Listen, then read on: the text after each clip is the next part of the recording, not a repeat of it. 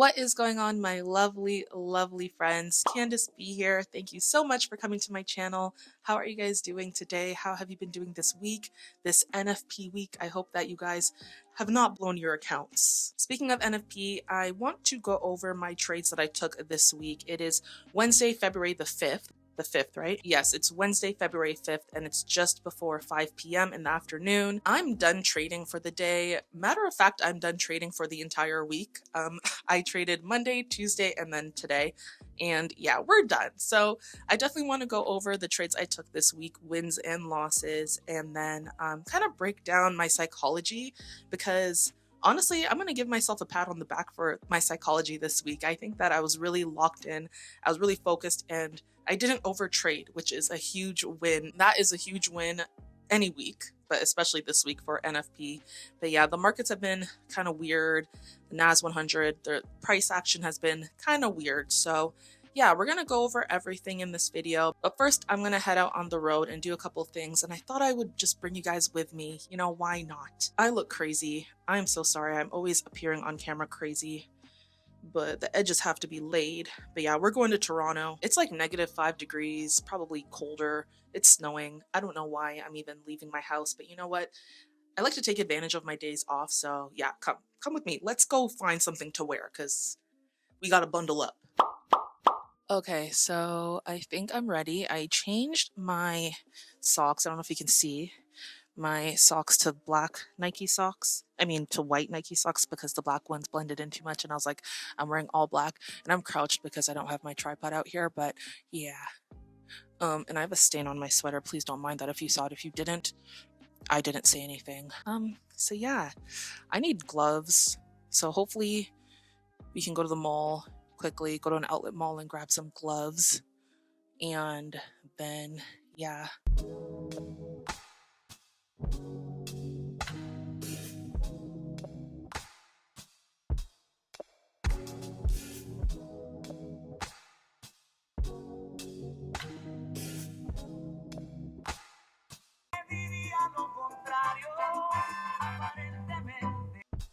God, you call me by my name. The love you give me, I just can't deny.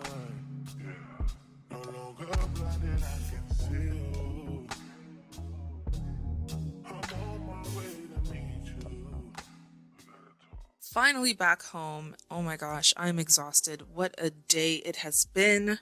Running around Toronto, doing a little bit of shopping. It's midnight now, so technically it's Thursday, February the 6th. But like I mentioned at the beginning of the video, it is time to review the trades that I took this week and yeah, just do a little breakdown before I get ready for bed. I am tired. I am such an old person, honestly. Like my bedtime is like 10 p.m. So I'm very tired. But that being said, let's look at the charts. Alrighty, so as you can see, we are on the NAS 100 chart, and if I zoom out, you'll see that I took 3 setups this week. One on Monday, one on Tuesday, technically 2 entries, and then one on Wednesday, 2 entries as well. Technically, I consider the 2 entries I took on Tuesday and Wednesday as still one setup, but because it was the same bias that I had, and it was just like more of a re-entry for better price. But yeah, we'll get to that. So just to quickly go through everything, as you can see, Sunday we had a huge gap down, and this kind of mimicked last week where there was just a lot of bearish pressure, super bearish. So yeah, we had another huge just bearish push down over the weekend when the markets were closed, and essentially price was just correcting that on Monday. So I had a good feeling that this gap was going to be filled, that price would want to fill this gap. So that was one of the reasons why I was looking for longs. I can't remember if the stocks were up that day or they were down. They might have been majority down for that day. So yeah, even though price action was pushing up.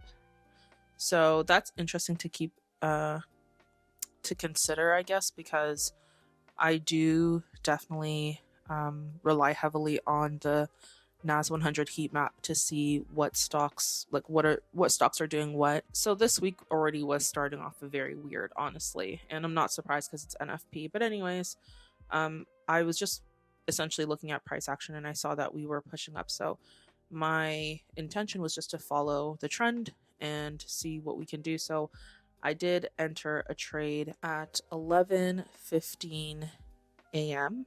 and price just didn't want to move up. Honestly, it kept pulling back, and as you can see, there was this zone, this I guess like a demand area that price was tapping into. You can see that on the 30-minute, and yeah, it just kept tapping into this area and not really wanting to move up. Of course, hindsight, you know, you always see what would have been a better entry. Let's say I waited another 30 minutes and I got in, you know, down here, but it is what it is. I got in where I thought that there was going to be a continuation, but yeah, I can definitely take accountability and say I should have waited for a pullback, as which is part of my strategies to wait for that pullback. But essentially, price did end up pushing up. I put my stop loss at break even, and it pushed up, and I just got out for 40 points because I saw that price was just exhausting as it tried to push up further. It just kept pushing back down. So,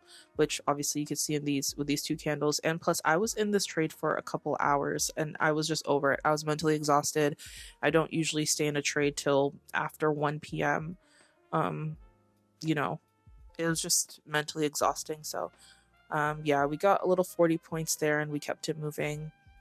And then overnight, we see that again, just bearish pressure during during Asian and London session, which price then started to correct during New York session.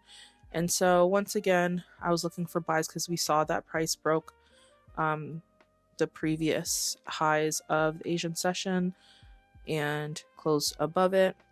When I go to the 1 hour, we see that confirmation as well. So the higher time frames we're confirming. Even on the 4 hour, we do see a close above. So the higher time frames were confirming that, you know, we were bullish. And to me, there was this bit of a pullback.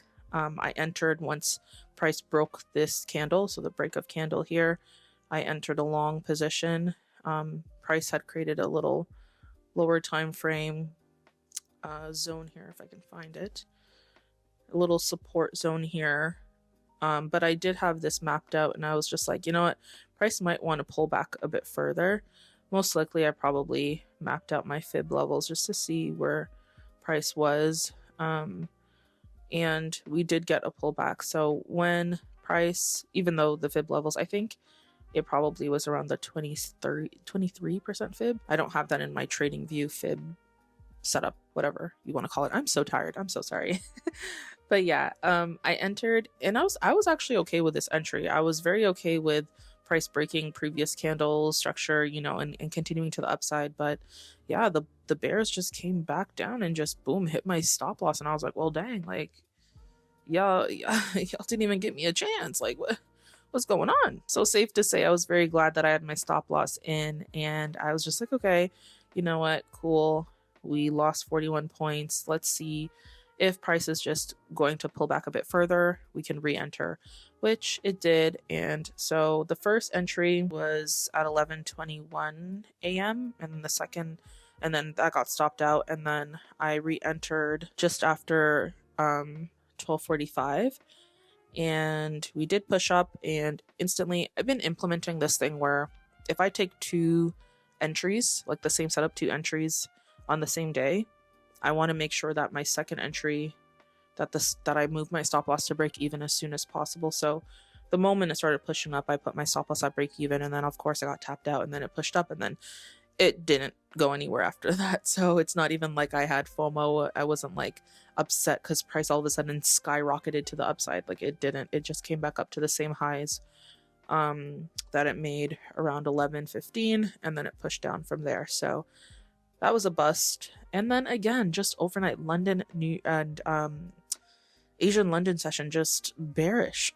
Like the bears just were coming in during those sessions, and then New York is just a correction. So you can see the patterns in the market if you really just pay attention. And this is essentially just chart time, you know, just looking and analyzing and seeing how price action, like what price action does. So that was Tuesday, mind you, the 4th of February.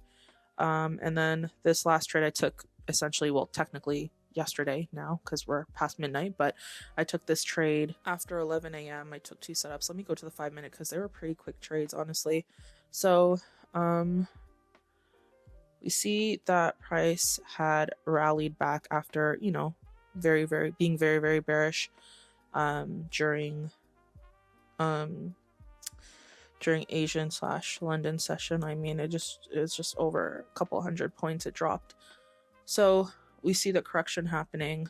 Oh my gosh, get off my chart, bro. But for me, I was really looking at this zone here. Mind you, I did not enter on the 5-minute. I'm just showing you the entry on the 5-minute because it's easier. I entered at 11 a.m. for my first setup, but I entered short position because we were at this area, at this resistance. If I go to the 30-minute, we see it clear that there was this pullback.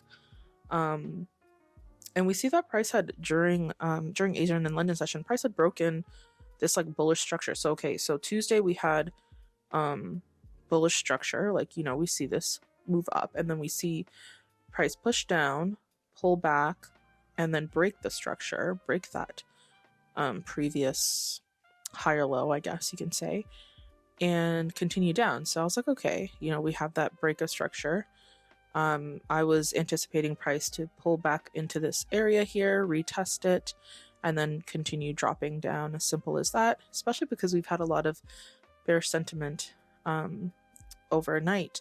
And yeah, so that's what I was looking for. And we did get a rejection. We got a decent rejection. You know, my stop loss looked good. I was perfectly fine with my 40-point stop loss. It was above the zone that I had mapped out. But yeah, and I entered a short, but unfortunately, the bulls just wanted to keep joining the party, so the correction continued. And just even looking at this, like, just choppiness, like all this, it just looks choppy. You don't really see real higher low, high structure, even when we go to the higher timer. Like, it just looks not my cup of tea, to be honest with you. So I didn't want to do too much on this trade on this day. And I had a feeling that Wednesday was going to be my last day trading, honestly. I was just like, you know what? I think we should take Thursday off. But obviously we're taking Friday off because it's NFP. So yeah, whatever. Price stopped me out and then pushed down a bit further. And so I said, okay, you know, we got that further. I had entered my first position under the zone, 40 points. Price pushed into the zone and then rejected it. So I was just like, okay, let's enter another short.